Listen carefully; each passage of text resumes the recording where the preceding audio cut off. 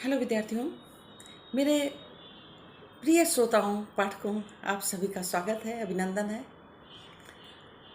हम लोग शरद चंद्र चट्टोपाध्याय के द्वारा लिखा गया उपन्यास परिणीता को सुन रहे थे। परिणीता को हमने कई भागों में सुनाया है और आज हम अंतिम और 8वां भाग सुनाएंगे। बहुत ही छोटा उपन्यास है, लघु उपन्यास है, तो 8 भागों में ये समाप्त हो गया। इसके पहले हम जैसे हमेशा पीछे की कहानी पर प्रकाश डालते हैं तो वो डालते हैं। हमने आपको बताया था कि ललिता और शेखर बचपन के मित्र हैं। शेखर ललिता का बहुत ध्यान रखता है बचपन से ही, और ललिता शेखर दादा कहती है, उसकी माँ से माँ कहती है, प्रतिदिन आती है, शेखर उसे पढ़ाता भी है। अब वो युवा हो गए हैं। उस समय हमने आपको पहले भी बताया था कि शेखर का जो स्नेह, जो ममता थी, वो प्रेम में परिवर्तित हो जाती है और उसे हमेशा ये लगा रहता है कि कहीं ललिता को वो खो ना दे। ललिता और शेखर की विवाह की बात चलती है तो भी वो परेशान हो जाता है और अपने विवाह के लिए बहाने बनाता रहता है। इसी बीच गिरीन नामक युवक उनके मध्य आ जाता है सामने वाले घर में, तो वो परेशानी शुरू हो जाती है। ललिता को डांटता पड़ता है, मना भी हो जाता है। और गिरीन अच्छा लड़का था, उसने गुरुचरण जो मामा होते हैं ललिता के, उनका जितना कर्ज था उसका उतारने का जिम्मा ले लिया, क्योंकि वो ललिता के प्रति भी बहुत आकृष्ट था, ललिता को चाहता था, विवाह भी करना चाहता था। ये सबको पता चल गया था। गुरुचरण बीमार रहने लगे इसी बीच में, तो गिरीन ने बहुत देखभाल की परंतु ठीक नहीं हुए। तब उनके स्वास्थ्य को देख करके वो लोग उनको ले करके गिरीन अपने घर चला जाता है और वहाँ भी बहुत कोशिश के बाद भी ठीक नहीं होता है, मृत्यु को प्राप्त हो जाते हैं। उसी समय जो ललिता के मामा होते हैं गुरुचरण, वो कह के जाते हैं विवाह के लिए कि घर को छोड़ ना दे। इसलिए जब ललिता से बात चलती तो ललिता सारी बात अपनी बता देती है गिरीन को, और गिरीन अन्नाकली से विवाह करता है। ये बात शेखर को पता नहीं होती है। ये यहाँ पर जो है परेशान, उसके प्रति नफरत से भर जाता है। 3 साल हो जाते हैं, कुछ खोज खबर नहीं है। शेखर अब फिर माँ को लिए जा रहा है घुमाने के लिए। विवाह का जो तिलक वगैरह था हो गया है, तय हो गया है, अब घुमाने के लिए लिए जा रहा था। तो उसे आती है याद ललिता की, और वो सोच ही रहा था उसके बारे में, तभी उसकी पुरानी दासी जो होती है वो कहती है कि काली की माँ उसे बुला रही हैं। वो चौंक जाता है और जब जाता है तो पता चलता है कि वो घर बेचना चाहती हैं और घर बेच करके फिर दोबारा जाएंगी। किंतु ललिता के विवाह की बात उसे नहीं बताती हैं, उसे पता भी नहीं चलता है। ललिता बताना चाहती है पर वो सुनना नहीं चाहता। तब गिरीन एक दिन आता है, वो बताता है कि मकान बेचना है और ललिता दीदी ने कहा है कि आपसे कह दें तो जल्दी हो जाएगा। जब ये बात कहता है तो शेखर चौंक उठता है कि ललिता दीदी, तो वो सारी बात बताता है कि विवाह होने को था, तो उन्होंने सब बता दिया था। अविश्वास करने का कोई कारण नहीं बनता है, तो विवाह करना था, तो अन्नाकली से उसने विवाह किया है। शेखर को बहुत लज्जित होता है मन ही मन, और गिरीन उसके नज़रों में बहुत उठ जाता है। घर जाता है तो देखता है कि ललिता माँ की मदद कर रही है, साड़ी वगैरह जो निकाल रही है शादी में गिफ्ट देने के लिए वो कर रही है, कपड़े तय बना रही है। तो अभी तो वो नाराज़ होकर घूमता रहता था, माँ के से बात नहीं करता था ठीक से, लेकिन आज हो गया और माँ के पास बैठ गया। माँ पूछती है क्या बात है, तो बता देता है और उसको ले जाने की बात करती है कि हमारे साथ कल जा रही है घूमने हम। इस तरह से कहानी चलिए आगे क्या होता है और सारी घटनाएं कैसे घटित होती जाती हैं वन बाय वन। तो लेखक के शब्दों में सुनते हैं, एक अलग ही आनंद है, विस्तृत रूप से उन्होंने दिया है। हम तो अपने शब्दों को भी थोड़ा सा कंट्रोल करते हैं कि लेकिन लेखक ने ऐसा नहीं किया है। वो तो बेबाक जो शब्दों का प्रयोग करना चाहिए अपनी उपन्यास में किया है उन्होंने। तो चलिए हम लेखक के शब्दों में सुनते हैं। गुरुचरण की टूटी हुई देह मुंगेर की आबो हवा में भी जाकर नहीं सुधरी। लगभग साल भर बाद ही वह दुख का बोझ उतार कर इस दुनिया से चले गए। ग्रीन सचमुच ही उन्हें बहुत चाहने लगा था और अंतिम दिन तक यथासाध्य उनकी सेवा शुश्रूषा करता रहा। मृत्यु के पूर्व गुरुचरण ने अवरुद्ध कंठ से उसका हाथ पकड़कर अनुरोध किया था वह किसी दिन इस घर के लिए पराया न हो जाए, इसलिए इस गहरी मित्रता को आत्मीयता में परिणित कर दें। इसे वह अपनी आंख से तो देख कर न जा सके क्योंकि दुख कष्ट के कारण उसके लिए अवसर नहीं भी निकल पाया, किंतु परलोक में बैठे हुए वह इसे देखेंगे। ग्रीन ने सानंद सच्चे हृदय से उनकी बात पूरी करने का वादा कर लिया। गुरुचरण के कलकत्ता वाले मकान में जो किराएदार थे उन्हीं के जरिए भुवनेश्वरी को बीच बीच में कुछ खबर मिलती रहती थी। उन्हीं के जरिए गुरुचरण की मृत्यु का संवाद भी उन्हें प्राप्त हुआ था।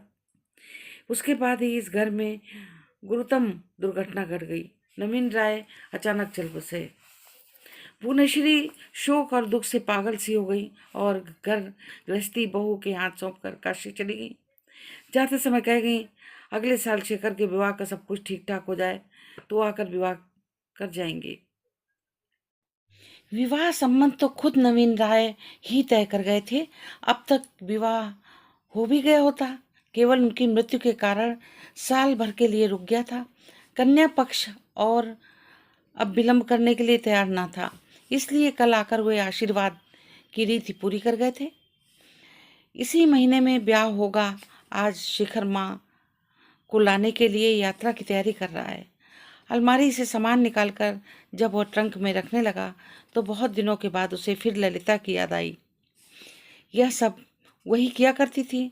उन लोगों को गए 3 साल से अधिक हो गए। इस बीच उनका कोई भी संवाद उसे नहीं मिला। उसने जानने की चेष्टा भी नहीं की, शायद इच्छा भी नहीं की। धीरे धीरे ललिता के बारे में उसके मन में एक घृणा का भाव भर गया था, किंतु आज अचानक मन में आया कि उनकी कोई खबर मिलती तो अच्छा होता। कौन किस तरह से है, अवश्य अच्छे होने की संभावना है क्योंकि ग्रीन के पास रुपया है, इसे वह जानता ही है। फिर भी उसे यह जानने सुनने की इच्छा हो रही थी कि विवाह कब हुआ, उसके पास किस तरह है, यही सब।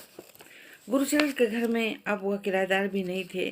2 महीने हुए घर खाली चले गए। शेखर ने एक बार सोचा कि चारू के पिता से जाकर पूछे, उन्हें ग्रीन की खबर जरूर होगी। थोड़ी देर के लिए ट्रंक के सामान रखना छोड़ वह सूनी दृष्टि से खिड़की के बाहर देखता हुआ यही सोचने लगा। इसी समय दरवाजे के बाहर खड़ी खड़ी पुरानी दासी ने कहा, छोटे बाबू, काली का माँ ने आपको एक बार बुलाया है। शेखर ने मुंह फिराकर अत्यंत चकित हो कहा, कौन काली की माँ? दासी ने हाथ के इशारे से गुरुचरण के मकान को दिखाते हुए कहा, हम लोगों की काली की माँ छोटे बाबू, वे कल रात ही को लौट कर आएंगे।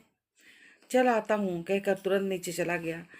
उस समय दिन ढल रहा था। उसके घर में प्रवेश करते ही कलेजा टुक टुक कर देने को रुलाई उड़वाई। विधवा वेशधारणी गुरुचरण की स्त्री के पास जाकर वो जमीन पर ही बैठ गया और कोट के किनारे से चुपचाप आंखें पोंछने लगा। केवल गुरुचरण के लिए ही नहीं, वो अपने पिता के शोक में भी अभिभूत हो उठा। शाम होने पर ललिता दिया जला गई। उसने दूर से ही गले में आंचल डालकर शिखर को प्रणाम किया और कुछ देर तक प्रतीक्षा करने के बाद धीरे धीरे चली गई। शेखर 17 साल की पराई स्त्री की ओर आंख उठाकर देख या बुलाकर बातचीत ना कर सका, किंतु कनखियों से जो कुछ देख सका उसके मन में हुआ कि ललिता और बढ़ गई एवं पहले से बड़ी दुबली है। बहुत रोने धोने के बाद गुरचरण की विधवा पत्नी ने जो कुछ कहा उसका सारांश इतना ही था कि इस घर को बेचकर मुंगेर जाकर दामाद के आश्रय में रहने की उनकी इच्छा है।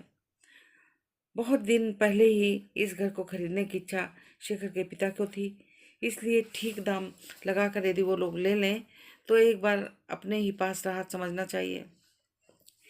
इससे उनको भी बेचने का क्लेश न होगा और भविष्य में कभी भी देश में आई तो 1-2 दिन के लिए ठहर भी सकेंगी। शेखर ने माँ से पूछकर यथासाध्य उनकी इच्छा पूरी करने का वचन दिया। उन्होंने आंखें पोंछ कर कहा, दीदी क्या इस बीच यहाँ आएंगे नहीं शेखर? शेखर ने बताया कि आज रात को वह उन्हें लेने के लिए जा रहा है। इसके बाद बारी बारी से उन्होंने सब समाचार जान लिए। शेखर का ब्याह कब है, कहाँ लगा है, कितना धन और गहने आदि मिलेंगे, नवीन राय की मृत्यु कैसे हुई, दीदी का क्या हाल है, इत्यादि अनेक बातें कहीं और सुनी। शेखर को जब उनसे छुट्टी मिली तो चांदनी निकल आई थी। उसी समय गिरिंद ऊपर से उतरकर शायद अपनी दीदी के घर की ओर गया था। गुरुचरण की विधवा ने उन्हें देखकर पूछा, हमारे जमाई बाबू के साथ तुम्हारा परिचय नहीं है शेखर नाथ? ऐसा लड़का संसार में दूसरा न मिलेगा। शेखर को इसमें बिंदु मात्र संदेह नहीं है, यह उसने प्रकट कर दिया और ये कहकर कि परिचय है तेजी के साथ बाहर चला गया। किंतु बाहरी बैठक के सामने आकर उसे सहसा रुक जाना पड़ा। अंधेरे में दरवाजे के आड़ में ललिता खड़ी थी। बोली, सुनो, माँ को लेने क्या आज ही जा रहे हो? शेखर ने कहा, हाँ। वो क्या बहुत ज्यादा कातर हो उठी है? हाँ, तब तक प्रायः पागल जैसी हो उठी थी। तुम्हारी तबीयत कैसी है? अच्छी है, कहकर शेखर जल्दी से चला गया। रास्ते पे पहुंचकर सिर से पांव तक वह लज्जा एवं घृणा से सिहर उठा। ललिता को बहुत निकट खड़े होना पड़ा था, पर यह ख्याल कर उसके मन में हुआ कि मेरी देह भी अपवित्र हो गई। घर लौटकर जैसे तैसे उसने ट्रंक का बंद कर दिया। फिर भी अभी गाड़ी आने में देर थी, यह सोचकर पलंग पर लेट गया और ललिता की विषाक्त स्मृति को जलाकर राख कर देने के विचार से कसम खा ली तथा हृदय में रंध्र रंध्र में घृणा का दावानल जल उठा। जलन की यातना में उसने मन ही मन न कहने योग्य भाषा में उसका तिरस्कार किया, यहाँ तक कि उसे उल्टा तक कह डाला। उस समय बातचीत में गुरचरण की स्त्री ने कहा था, यह तो सुख का ब्याह नहीं था, इसलिए अंत तक किसी को ध्यान नहीं आया। नहीं तो ललिता ने तुम सब लोगों को खबर देने के लिए पहले ही मुझसे कहा था।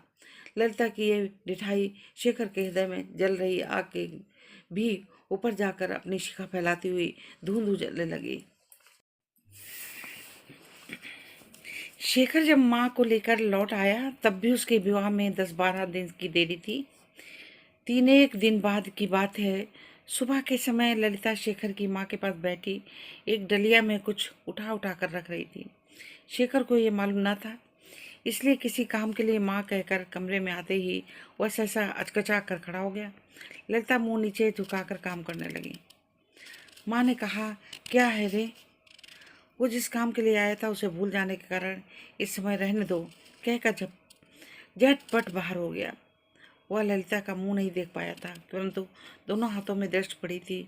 पूर्णतः निराभरण न होने पर भी 2-2 कांच की चूड़ियों के अलावा उसके हाथ में कुछ नहीं था। शेखर मन ही मन क्रूर हंसी हंसकर बोला, यह और एक तरह का पाखंड है। वो जानता था कि गिरीन मालदार आदमी है, इसीलिए उसकी पत्नी का हाथ इस प्रकार अलंकार शून्य होने का कोई संगत नहीं,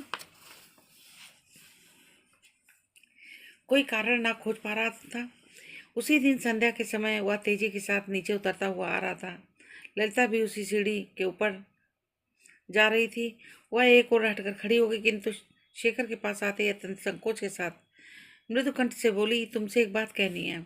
शेखर क्षणभर के लिए स्तब्ध होकर विस्मय भरे स्वर में बोला, किससे? मुझसे? ललिता ने उसी मृत स्वर में कहा, हाँ तुम्ही से। मेरे साथ अब क्या बात होगी? कहकर शेखर पहले से भी ज्यादा तेजी के साथ नीचे उतरा। ललिता कुछ देर तक उसी जगह सन्न सी खड़ी रही, फिर एक छोटा सा निश्वास बाहर फेंक कर धीरे ऊपर चली गई। दूसरे दिन सुबह शेखर अपनी बाहरी बैठक में बैठा उसी दिन का ताजा अखबार पढ़ रहा था कि अत्यंत विस्मय के साथ आंख उठाकर देखा, गिरीन्द्र प्रवेश कर रहा है। गिरी नमस्कार करने के बाद किसी कुर्सी लेकर पास बैठ ही गया। शेखर ने भी उसके जवाब में नमस्कार करके अखबार एक ओर रख दिया और जिज्ञासा भाव से उसकी मुंह की ओर देखने लगा। दोनों का केवल दर्शन से परिचय था, किंतु कभी बातचीत नहीं हुई थी। ना उसके लिए आज तक दोनों में से किसी ने कोई आग्रह प्रकट किया। ग्रीन ने तुरंत काम की बातचीत छोड़ दी। बोला, विशेष प्रयोजन से आपको जरा कष्ट देने आया हूँ। मेरी सास का अभिप्राय है, आप सुन चुके हैं, यह मकान आप लोगों के ही हाथ बिकना चाहती हैं। आज मेरे द्वारा उन्होंने कहलवाया है कि जल्दी ही उसका कुछ प्रबंध हो जाए तो वो इसी महीने मुंगेर लौट जाएंगे। ग्रीन के देखते ही शेखर की छाती में एक आंधी उठ खड़ी हुई, इसीलिए बात कुछ अच्छी न लगी। अप्रसन्न मुख से बोला, बात तो ठीक, किंतु बाबूजी के न रहने पर आप दादा ही मालिक हैं, उनसे कहने की जरूरत है। ग्रीन ने मृदु हंसी हंसकर कहा, ये तो हम भी जानते हैं, किंतु उनसे आपका ही कहना ठीक रहेगा। शेखर ने उसी भाव में जवाब दिया, आपके कहने से भी काम हो सकता है। उसी घर के अभिभावक तो इस समय आप ही हैं। ग्रीन ने कहा, मेरा कहना आवश्यक हो तो मैं कह सकता हूँ, किंतु कल छोटी दीदी ने कहा था कि आपके जरा ध्यान देने पर काम बड़ी सरलता से हो सकता है। शेखर अभी तक मोटे तकिए के सहारे बड़ा बात कर रहा था, अब उठकर सीधा बैठ गया और कहा, किसने कहा था? ग्रीन ने कहा, छोटी दीदी, ललिता दीदी ने कहा था। शेखर आश्चर्य से हक्का बक्का हो गया। इसके बाद ग्रीन क्या कह गया, इसका एक शब्द भी उसके कान में नहीं गया। कुछ देर तक बेहाल दृष्टि से ग्रीन के मुंह की ओर देखकर बोला, मुझे माफ कर देंगे ग्रीन बाबू, किंतु मैं पूछता हूँ कि क्या ललिता के साथ आपका विवाह नहीं हुआ? ग्रीन ने जीभ काट कर कहा, जी नहीं, उस घर के तो सबको ही आप जानते हैं, काली के साथ मेरा, किंतु वैसी बात तो हुई नहीं थी। ग्रीन ने ललिता के मुंह से सब बातें सुनी थीं। उसने कहा, यह सच है कि वैसी बात नहीं हुई थी। गुरुचरण बाबू ने मृत्यु के समय मुझसे अनुरोध किया था कि मैं और कहीं अपना विवाह न करूं। मैंने भी वचन दे दिया, किंतु मृत्यु के बाद छोटी दीदी ने मुझको समझा कर कहा, निश्चय ही ये बात और कोई नहीं जानता, पर उसके पहले मेरा विवाह हो चुका है और मेरे स्वामी जीवित हैं। इस बात पर शायद कोई विश्वास ना करता, किंतु मैं उनकी किसी भी बात का अविश्वास नहीं करता। फिर स्त्री का तो एक ही विवाह होता है, एक से अधिक विवाह नहीं हो सकता। ये क्या? शेखर की दोनों आंखें पहले ही छलछला उठी थी, अब ग्रीन के सामने ही आंखों के कोनों से निकलकर झरझर आंसू गिरने लगे, किंतु इधर उसे चेतना ही न थी। उसे इसका ख्याल ही ना आया कि एक पुरुष के आगे दूसरे पुरुष को इस प्रकार दुर्बलता प्रकट करना लज्जाजनक है। ग्रीन निशब्द देखता रहा। उसके मन में तो संदेह था ही, आज उसने ललिता के पति को निश्चयपूर्वक पहचान लिया। शेखर आंखें पोंछकर भारी गले से बोला, किंतु आप तो ललिता को स्नेह करते हैं। ग्रीन के मुख पर प्रचंड वेदना की गाढ़ी छाया पड़ी, किंतु दूसरे ही क्षण वो मृदु हंसने लगा। धीरे धीरे बोला, इस बात का उत्तर देना अनावश्यक है। इसके सिवा स्नेह चाहे जितना अधिक हो, जानबूझकर कोई दूसरे की विवाहिता स्त्री को विवाह नहीं करता। जाने दीजिए, गुरुजन के संबंध में ये सब आलोचना मैं करना नहीं चाहता। कहकर वह एक बार और हंसा, फिर उठकर खड़ा हो गया और बोला, अब जाता हूँ, फिर किसी समय भेंट होगी। इतना कहकर नमस्कार करके वो बाहर चला गया। शेखर सदा ही ग्रीन के प्रति मन ही मन विद्वेष का भाव रखता चला आ रहा था और बाद में वो गहरी घड़ा में बदल गया था, किंतु आज उसके जाते ही वह उठकर उसके बैठने की जगह भूमि पर बार बार सिर रखकर अपरिचित बाह्य युवक को प्रणाम करने लगा। मनुष्य चुपचाप कितना बड़ा स्वार्थ त्याग कर सकता है, हंसते हुए कितने कठोर वचन का पालन कर सकता है, आज उसने पहली बार इसका दर्शन किया। तीसरी पहर भुवनेश्वरी अपने कमरे के फर्श पर बैठी हुई थी। ललिता की सहायता से नए कपड़ों को तह तहा कर उनके ढेर लगा रही थी। शेखर जाकर माँ के पलंग पर बैठ गया। आज ललिता को देखकर वो व्यग्र होकर भागा नहीं। माँ उसकी ओर देखकर बोली, क्या है रे? शेखर ने जवाब नहीं दिया, चुपचाप कपड़े के ढेरों को देखने लगा। थोड़ी देर बाद बोला, ये क्या हो रहा है माँ? माँ बोली, किसको कैसे नए कपड़े दिए जाएंगे इसी का हिसाब लगाकर देख रही हूँ। जान पड़ता है कुछ खरीदने पड़ेंगे, क्यों ना बेटी? ललिता ने सिर हिलाकर समर्थन किया। शेखर हंसते हुए कहा, और यदि विवाह न करूं माँ? भुवनेश्वरी बोली, तुम ये भी कर सकते हो बेटा, तुम में इस गुण की कमी थोड़े है। शेखर ने भी हंसकर कहा, तो यही होने की ज्यादा संभावना है माँ। माँ गंभीर होकर बोल उठी, ये कैसी बात है? ऐसी कुलच्छन बात मुंह से न निकालना। शेखर बोला, इतने दिन तक तो मुंह से नहीं निकाली माँ, किंतु अब चुप रहना ठीक नहीं है। चुप रहने से माँ बाप लगे होगा माँ। भुवनेश्वरी कुछ समझ ना पाने के कारण शंकित मुंह से देखती रह गई। शेखर ने कहा, अपने इस लड़के के कितने ही अपराध तुम क्षमा करती हो, अब इसे माँ क्षमा कर दो। मैं सचमुच ये ब्याह नहीं कर सकूंगा। पुत्री की बात सुनकर उसके मुंह का भाव देखकर भुवनेश्वरी सचमुच उद्विग्न हो गई, किंतु अपने भाव को दबाकर बोली, अच्छा अच्छा, यही होगा। इस समय तू यहाँ से जा, मुझे जला नहीं शेखर, मुझे बहुत काम है। शेखर ने एक बार और हंसने का व्यर्थ चेष्टा करके शुष्क स्वर में कहा, नहीं माँ, तुमसे सच कहता हूँ, ये ब्याह ना होगा। क्यों? क्या यह बच्चों का खेल है? बच्चों का खेल नहीं है, तभी तो कहता हूँ। भुवनेश्वरी इस बार सचमुच डर गई, क्रुद्ध होकर बोली, क्या हुआ, मुझे समझा कर बता। शेखर, ये सब गोलमाल बात मुझे अच्छी नहीं लगती। शेखर ने मृदु स्वर में कहा, और किसी दिन सुन लेना माँ, और किसी दिन कहूँगा, और किसी दिन कहेगा। कपड़े के ढेर को ढकेलते हुए उन्होंने कहा, आज ही मुझे काशी भेज दे। ऐसे घर में मैं एक रात भी काटना नहीं चाहती। शेखर मुंह नीचा किए बैठा। भुवनेश्वरी बहुत ज्यादा अस्थिर होकर बोली, ललिता भी मेरे साथ कल जाने को तैयार है, देखूं इसका क्या प्रबंध कर पाती हूँ। इस बार शेखर मुंह उठाकर हंसा और बोला, जाओगी? फिर उसका क्या प्रबंध चाहिए माँ? तुम्हारे हुक्म से बढ़कर उसके लिए और क्या चाहिए? लड़के के मुंह पर हंसी देखकर मनी मन कुछ आशा हुई और ललिता को भी एक बार देखती रहकर बोली, सुनती है बेटी इसकी बातें? यह समझता है कि मैं चाहने पर अपनी इच्छा अनुसार चाहे जहाँ ले जा सकती हूँ, उसकी मामी की स्वीकृति लेनी न पड़ेगी।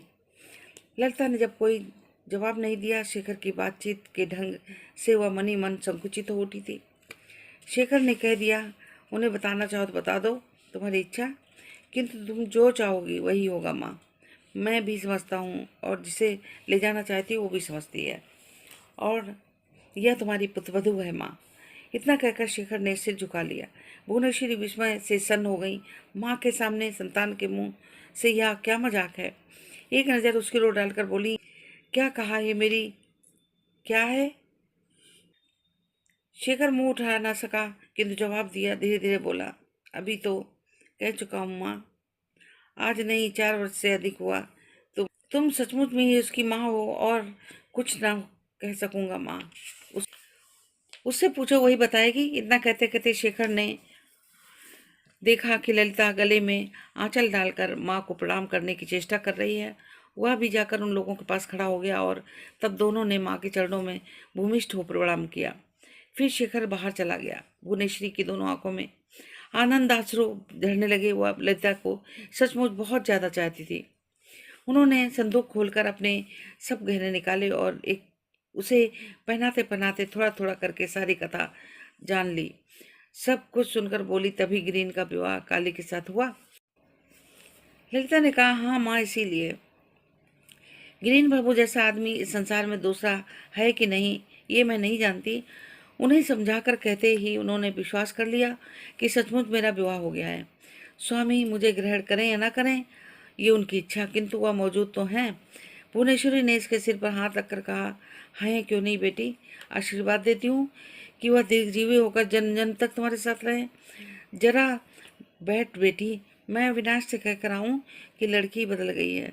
इतना कहकर वह हंसते हुए बड़े लड़के की ओर चल देती हैं। तो श्रोताओं, इस प्रकार से उपन्यास की कहानी का अंत बहुत ही सुखद रहा। आशा है आप लोगों ने पूरा एंजॉय किया होगा, और जितने श्रोतागण इनको सुन रहे थे उन सभी को धन्यवाद। भले ही उन्होंने अपना मनोरंजन किया हो, लेकिन पढ़ने के साथ हमारा प्रोत्साहन भी बढ़ाया। आशा है आगे आप लोग हमसे जुड़े रहेंगे और वीडियो में कमेंट अवश्य कीजिएगा। धन्यवाद।